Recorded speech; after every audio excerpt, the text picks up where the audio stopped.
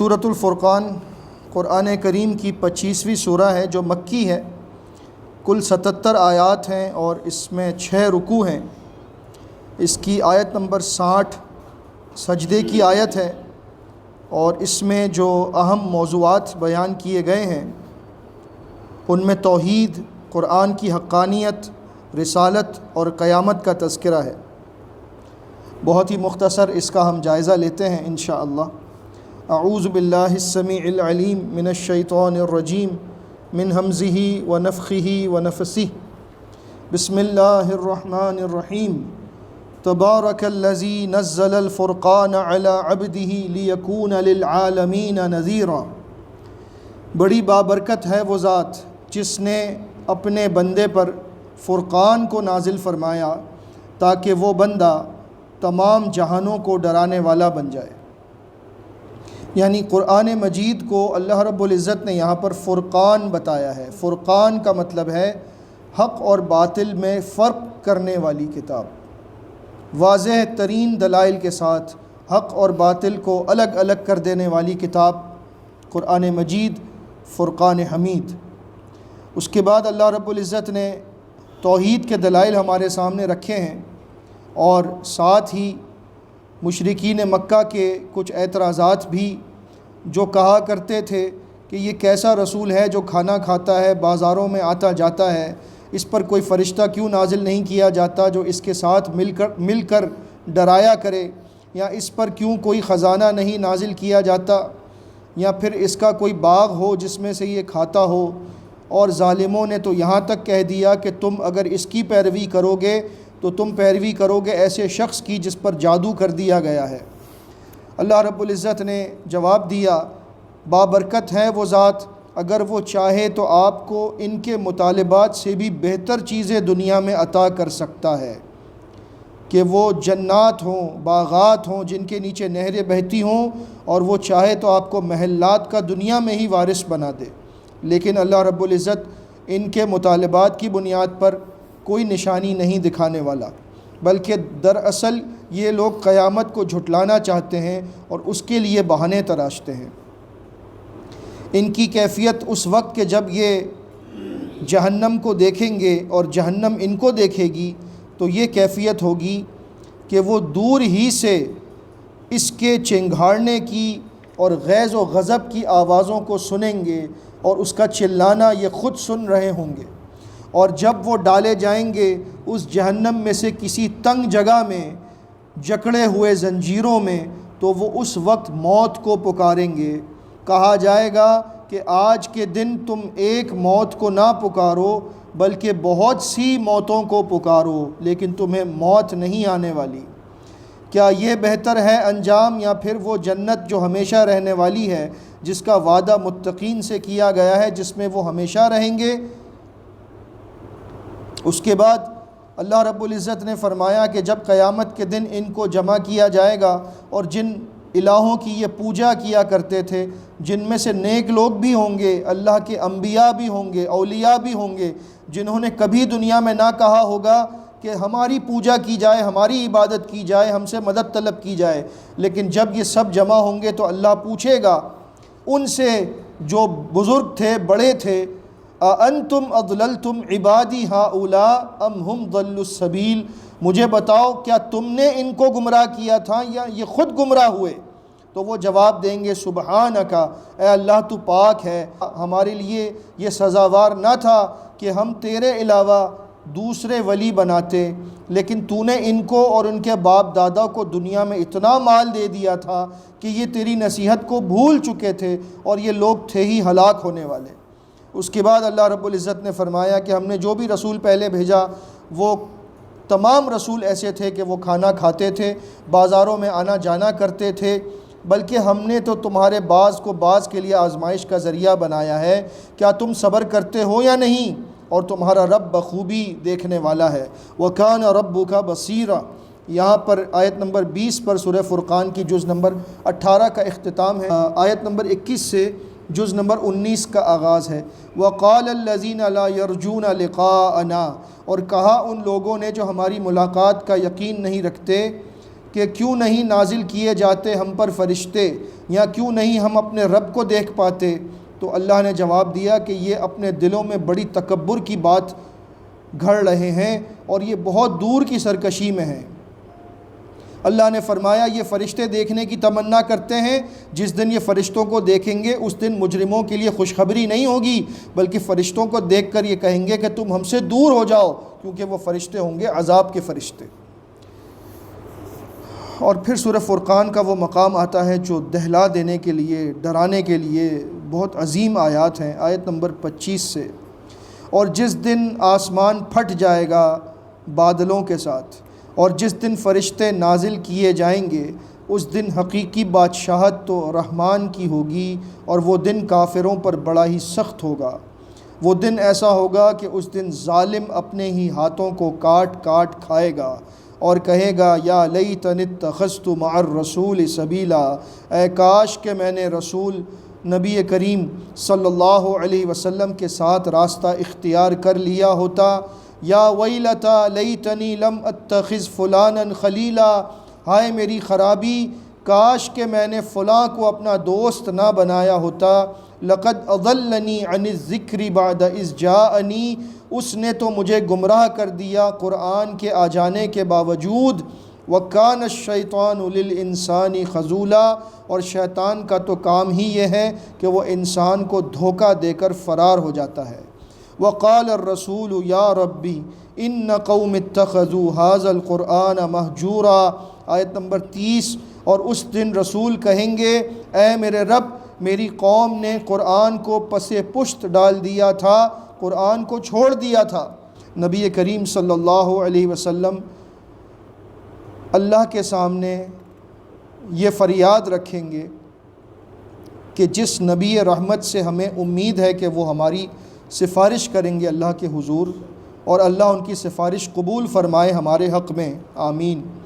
لیکن اگر انہوں نے اس قوم کے، اس امت کے خلاف یہ مقدمہ دائر کر دیا اللہ کی عدالت میں قیامت کے دن کہ اے رب میری قوم تو وہ تھی جس نے قرآن کو پس پشت ڈال دیا تھا، تو پھر ہم سوچیں کہ پھر کیا سفارش ہوگی اور کیا اللہ تعالی ہمیں ان کی سفارش کی وجہ سے جنت میں داخل فرمائے گا۔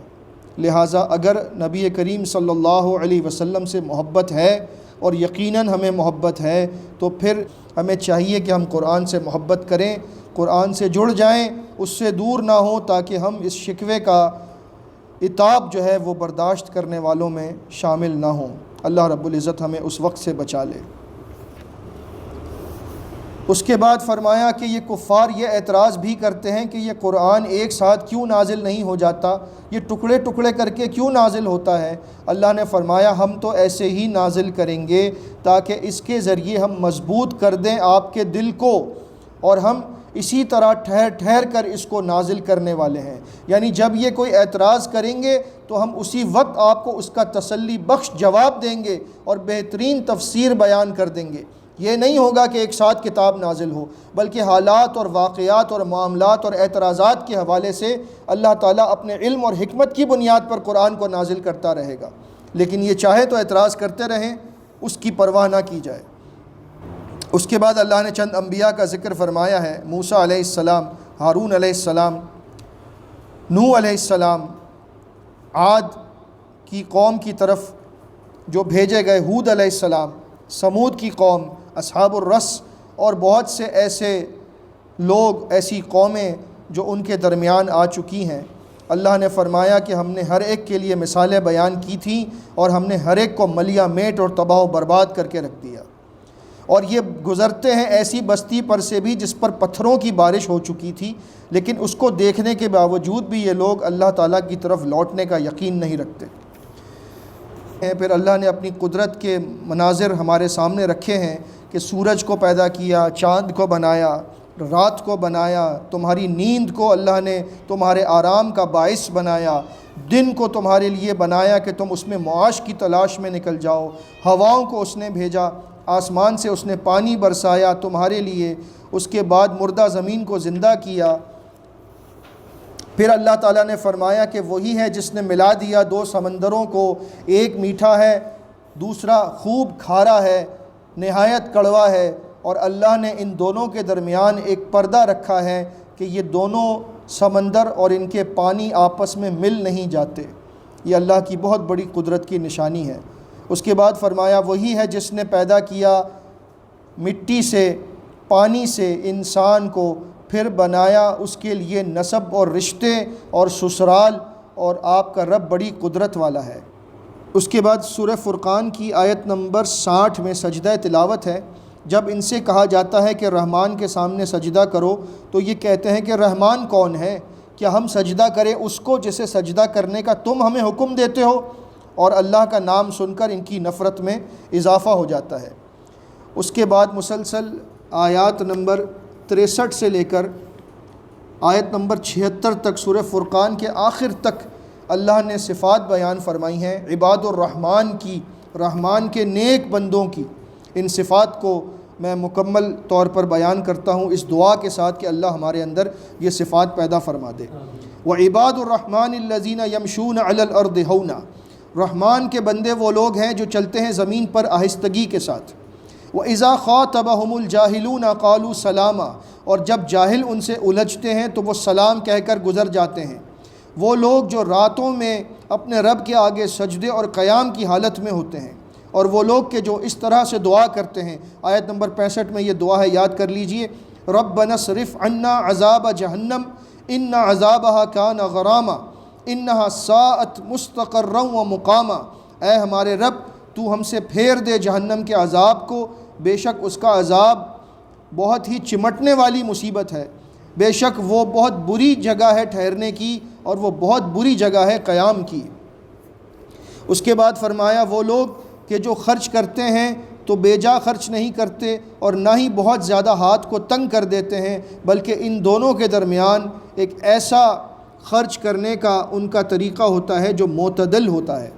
اور وہ لوگ کہ جو اللہ کے علاوہ دوسرے الہ کو نہیں پکارتے، اور نہ وہ قتل کرتے ہیں ایسی جان کو جسے قتل کرنا اللہ نے حرام قرار دیا ہے مگر حق کے ساتھ، اور وہ زنا نہیں کرتے، اور وہ جانتے ہیں کہ جس نے زنا کیا تو اسے اس کا بہت بڑا گناہ ملے گا، اس کے لیے عذاب کو دگنا کر دیا جائے گا قیامت کے دن، اور وہ ذلیل اور رسوا کر کے اس عذاب میں ہمیشہ پڑا رہے گا۔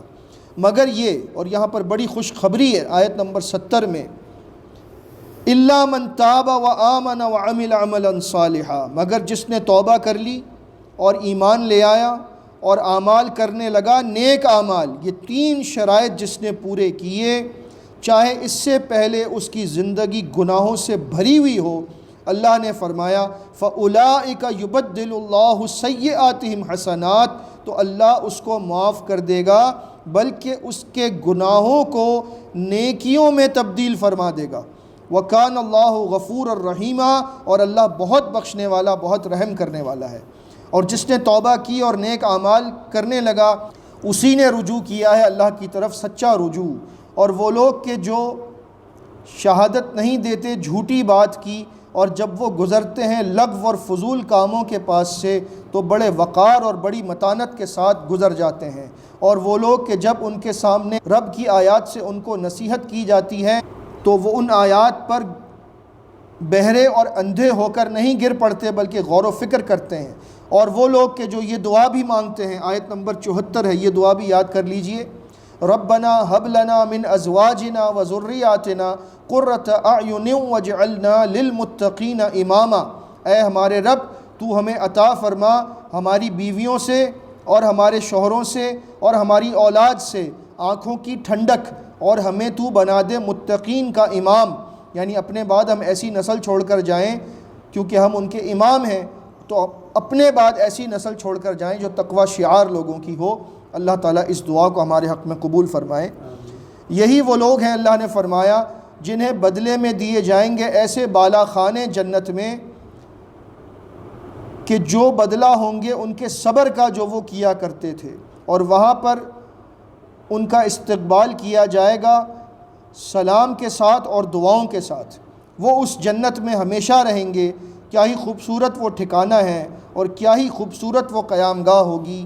آخری آیت ہے آیت نمبر 77، قُلْ مَا يَعْبَأُ بِكُمْ رَبِّي لَوْلَا دُعَاؤُكُمْ، آپ کہہ دیجئے نا پرواہ کرتا تمہاری میرا رب اگر نہ ہوتا تمہارا دعا کرنا، فقد کذبتم فسوف یکون لزاما، پھر تحقیق تم نے تو جھٹلا دیا، اب ان قریب اس کی سزا تم پر لازم ہو کر رہے گی۔